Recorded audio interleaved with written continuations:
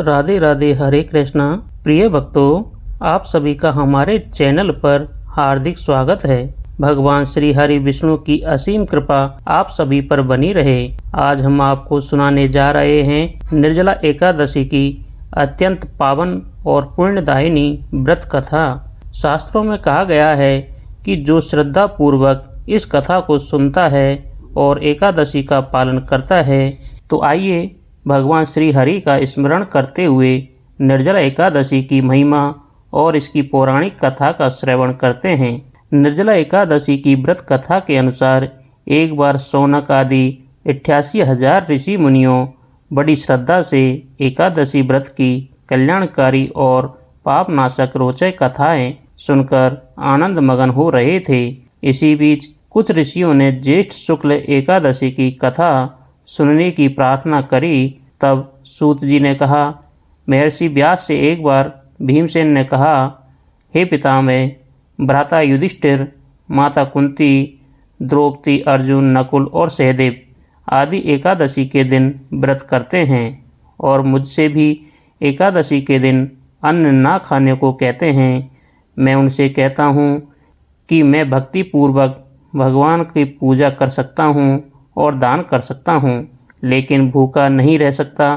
इस पर महर्षि व्यास बोले, हे भीमसेन, वह सही कहते हैं। शास्त्रों में कहा गया है कि एकादशी के दिन अन्न नहीं खाना चाहिए। यदि तुम नरक को बुरा और स्वर्ग को अच्छा समझते हो तो प्रत्येक माह की दोनों एकादशियों को अन्न ना खाया करो। महर्षि व्यास की बात सुन भीमसेन आगे बोले, हे पितामह, मैं आपसे पहले ही कह चुका हूँ कि मैं एक दिन तो क्या, एक समय भी भोजन के बिना नहीं रह सकता। फिर मेरे लिए पूरे दिन का उपवास करना क्या संभव है? मेरे पेट में अग्नि का वास है जो ज़्यादा अन्न खाने पर ही शांत होती है। यदि मैं प्रयत्न करूँ तो वर्ष में एक एकादशी का व्रत अवश्य कर सकता हूँ। अतः आप मुझे कोई एक ऐसा व्रत बताइए जिसके करने से मुझे स्वर्ग की प्राप्ति हो सके। भीमसेन की बात सुन व्यास जी ने कहा, हे पुत्र, बड़े बड़े ऋषि और महर्षियों ने बहुत से शास्त्र आदि बनाए हैं। यदि कलयुग में मनुष्य उनका आचरण करें तो अवश्य ही मुक्ति को प्राप्त होगा। उनमें धन बहुत कम खर्च होता है। उनमें से जो पुराणों का सार है वह यह है कि मनुष्य को दोनों पक्षों की एकादशी का व्रत करना चाहिए। इससे उन्हें स्वर्ग की प्राप्ति होती है। महर्षि व्यास ने कहा, हे वायुपुत्र, वृषभ संक्रांति और मिथुन संक्रांति के बीच ज्येष्ठ माह के शुक्ल पक्ष की एकादशी आती है। उस दिन निर्जला व्रत करना चाहिए। इस दिन भोजन नहीं करना चाहिए। भोजन करने से व्रत नष्ट हो जाता है। सूर्य उदय से सूर्यास्त तक यदि मनुष्य जलपान ना करें तो उसे 12 एकादशियों के फल की प्राप्ति होती है।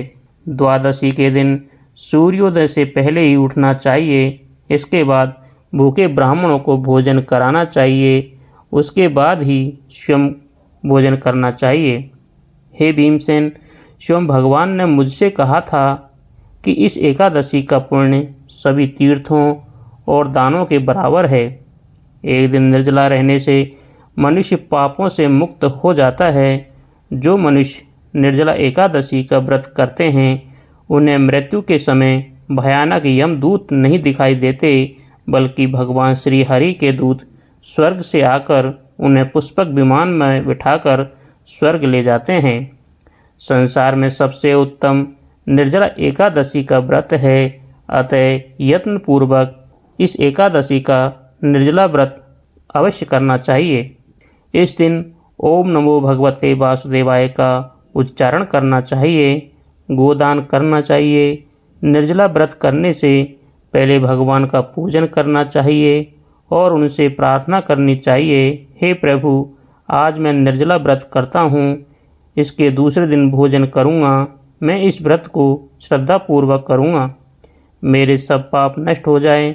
इस दिन जल से भरा हुआ घड़ा वस्त्र आदि से ढककर स्वर्ण सहित किसी सुपात्र को दान करना चाहिए। इस व्रत के अंतराल में जो मनुष्य स्नान, तप आदि करते हैं उन्हें करोड़ों स्वर्ण दान का फल प्राप्त होता है। जो मनुष्य इस दिन यज्ञ आदि करते हैं उनके फल का तो वर्णन भी नहीं किया जा सकता। इस निर्जला एकादशी के व्रत के पुण्य से मनुष्य विष्णु लोक को जाता है। जो मनुष्य इस दिन अन्न खाते हैं उन्हें चांडाल समझा जाता है। वे अंत में नरक में जाते हैं। ब्रह्म हत्यारे, मदिरा पान करने वाले, चोरी करने वाले, गुरु से ईर्ष्या करने वाले, झूठ बोलने वाले भी इस व्रत को करने से स्वर्ग के भोगी बन जाते हैं। हे भीमसेन, जो पुरुष या स्त्री इस व्रत को श्रद्धापूर्वक करते हैं तथा इस कथा को कहते हैं वे सुनते हैं, उन्हें निश्चित ही विष्णु लोक की प्राप्ति होती है। जय श्री हरि विष्णु।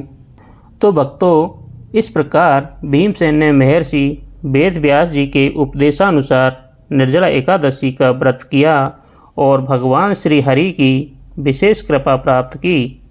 तभी से यह एकादशी भीमसेन एकादशी और पांडव निर्जला एकादशी के नाम से प्रसिद्ध हुई। जो श्रद्धालु इस कथा को सुनाता है अथवा निर्जला एकादशी का व्रत श्रद्धापूर्वक करता है, उसके समस्त पाप नष्ट होते हैं और अंत में उसे भगवान विष्णु के परम धाम की प्राप्ति होती है। तो प्रिय भक्तों, यदि आपको यह कथा पसंद आई है, हे प्रिय श्रोताओं, यदि आपको यह कथा पसंद आई हो तो वीडियो को लाइक करें, कमेंट में जय श्री हरि विष्णु अवश्य लिखें और चैनल को सब्सक्राइब करके हमारे साथ जुड़े रहें। बोलिए श्री हरि विष्णु भगवान की जय।